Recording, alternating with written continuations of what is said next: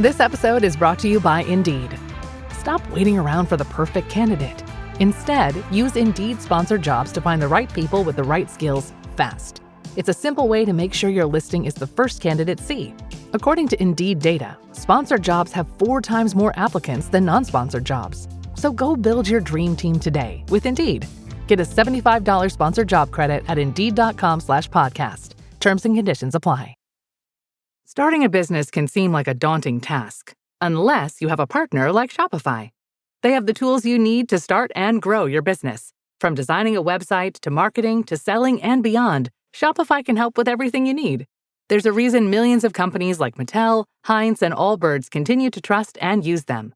With Shopify on your side, turn your big business idea into... Sign up for your $1 per month trial at shopify.com/special offer. Hello and welcome to I Talk to Ghosts. I'm your haunted host, Jennifer, your resident medium and your teller of ghost stories. Tonight, I have for you some really unsettling stories about sleep paralysis and evil dreams. I don't know. I think we might all have a hard time sleeping tonight. However, after the spooky stories, stay for the spiritual. I have a new message from the spirits to share with you this evening. I think I mentioned last week when I was recording my session that there was more than one spirit coming in, and this spirit was kind enough to take a step back and wait for this episode. So here we go. Meet me at my seance table and hear if this message is for you. That's later on in the podcast.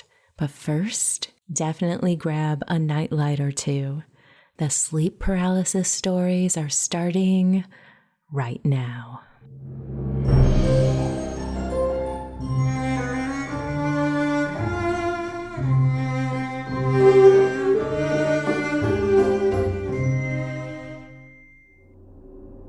Late one night, I was fast asleep, deep in a dream that already felt wrong. I was standing at the top of a staircase I didn't recognize. Below me was nothing but darkness. I started walking down, step by step, until the shadows thickened and the light above felt too far away. Halfway down, I stopped. Something about the dark felt hostile, like it was watching me. I turned around, trying to go back towards the light. That's when something grabbed my ankle.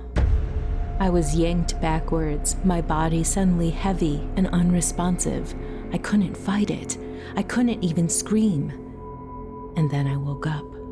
Or at least, I thought I did. I was half awake, half trapped, and I could see my bedroom, but I was still being dragged. Something unseen was pulling me towards the foot of the bed, inch by inch. My body wouldn't move properly, like I was stuck between sleep and awake. Oddly enough, fear wasn't the strongest thing I felt. I was irritated, angry. I muttered a few colorful words at whatever had a hold of me and told it to stop. Immediately, it ceased. I scrambled upwards, finally able to move, and clutched my pillow like a lifeline. My heart was racing, but the room was quiet again. When I woke up fully the next morning, it finally sank in what had happened. The dream hadn't ended. It had followed me out.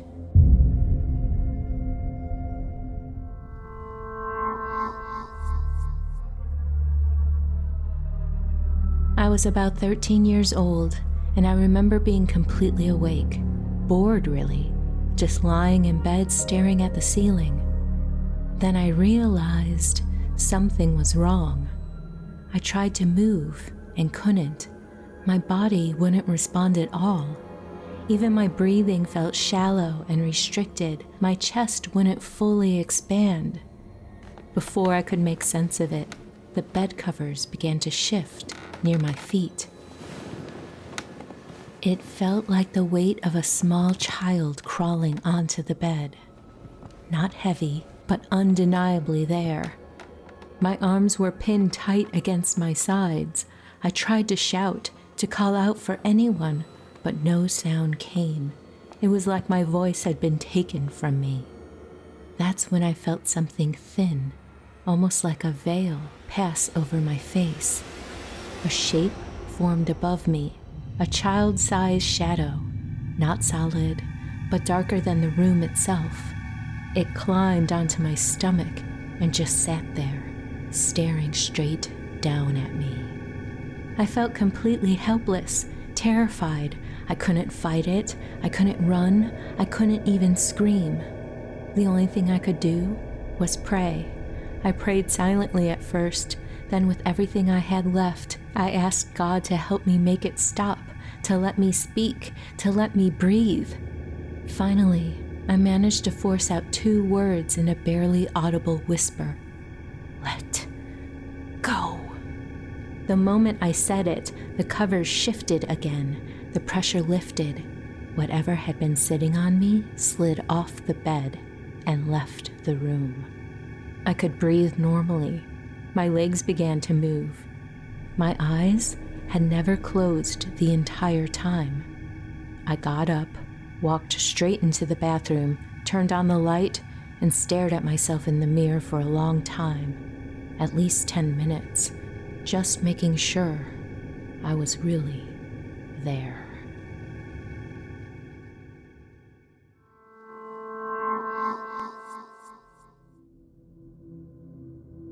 I was in high school, sitting in my assigned seat in my U.S. history class. One of my favorite teachers was taking attendance. His voice was flat and familiar, droning through the list of names.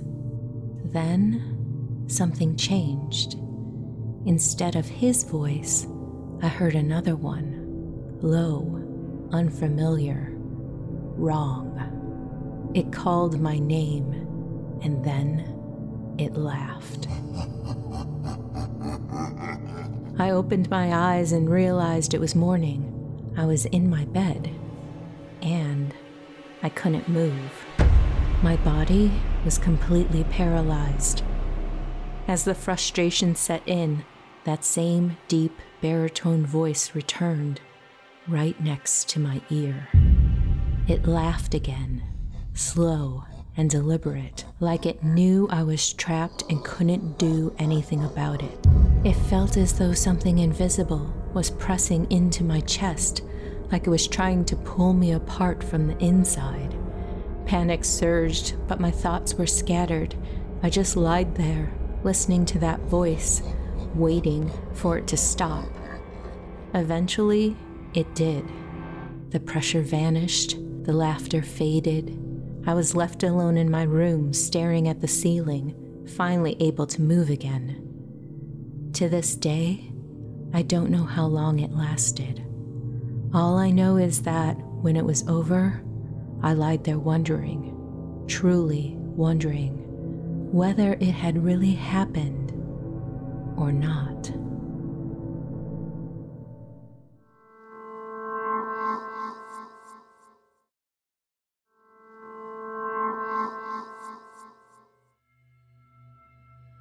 Hello and welcome back to I Talk to Ghosts. I have a message from the spirits this evening, so thank you for joining me at my seance table. As I work tonight, I have with me sandalwood. Sandalwood is traditionally known as an element to bring with you to signify that spirits know that they can come close. So I thought it was fitting to have it with me tonight. I'm going to clear my mind. Allow a spirit to come close. This guy has been patient. He was here for the last reading, but he graciously stepped aside for someone's dad who wanted to speak. He feels so jovial, so polite, just a really great guy. He says he was a coworker, and it feels like he just lit up the room. You were really great friends with him and looked forward to spending the workday with him. It was like it wasn't work. You were hanging out. Instead, I see him with like a big cup with a straw. It's like it could either be from a restaurant. It's like what you would call like a big gulp cup from 7-Eleven. Soda. Soda's okay. He's saying Sprite. Loved a Sprite. Also, Dr. Pepper. This is not an ad. That's him. That's his humor. He doesn't want to talk about how he passed, but he's saying it happened quickly. Yeah, and he's a younger fellow as well. He wants to jump straight to your message. It feels like there should be some movement in your life, that you're making some changes, and including leaving this job. And he's like, don't feel bad about that. You should totally get out of there. And he's sorry about the impact that his passing has made. He wants you to carry the good times with you, and that he thinks you're wonderful and so smart and ready to get the life that you deserve. He's talking about a lot of drama and fighting that you're just kind of surrounded by. If you had your choice, you would not have this conflict, and he wants to encourage you to get away from it. And he's giving me this energy of fresh starts, starting over, making choices that are purely yours for you alone, and they're going to be wonderful and amazing for you. He's a very visual guy. He keeps giving me visuals as a way of communicating with me, and he's showing me someone like smelling a flower and how amazing it is, and those little details in life that bring happiness, and also just the feeling of that. He's like, pursue the feeling of pleasure and happiness and joy, and put down anything that is way too heavy of a burden that does not belong to you to carry. He believes you are capable of great things and that you should go out and do it and create them for yourself. And he just really believes in you. He wants to give you a big hug. He wants you to know that he is always around to hear the latest gossip in a good-natured way. Okay, I hope this message finds you well and brings you comfort and confirmation. Your friend really loves you, and take his encouragement. He's there for you, and you do deserve good things. Thank you.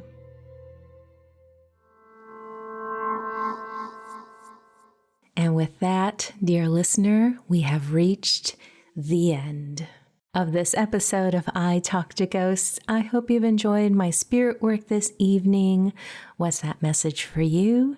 And also, I hope you enjoyed those really creepy stories about sleep paralysis and downright awful dreams.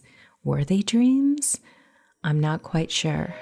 Have you ever experienced anything like this?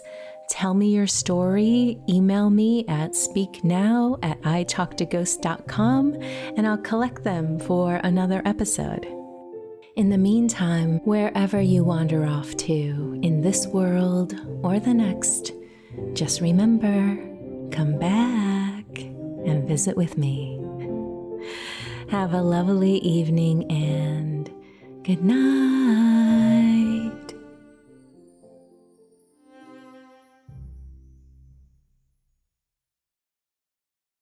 This message is sponsored by Greenlight.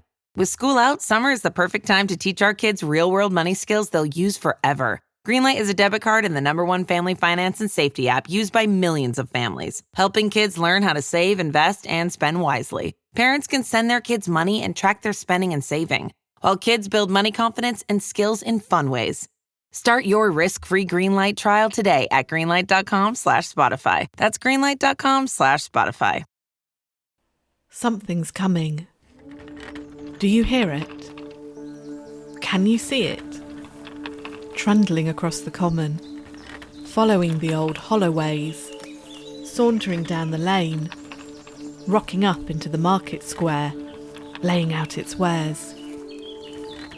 It reels you in with mysteries, trades with you fantastic tales, spins for you fascinating stories. Stories like the haunted pound stretcher, flying saucers, poisoners and body snatchers, haunted woodland, and the secret tunnels beneath our feet.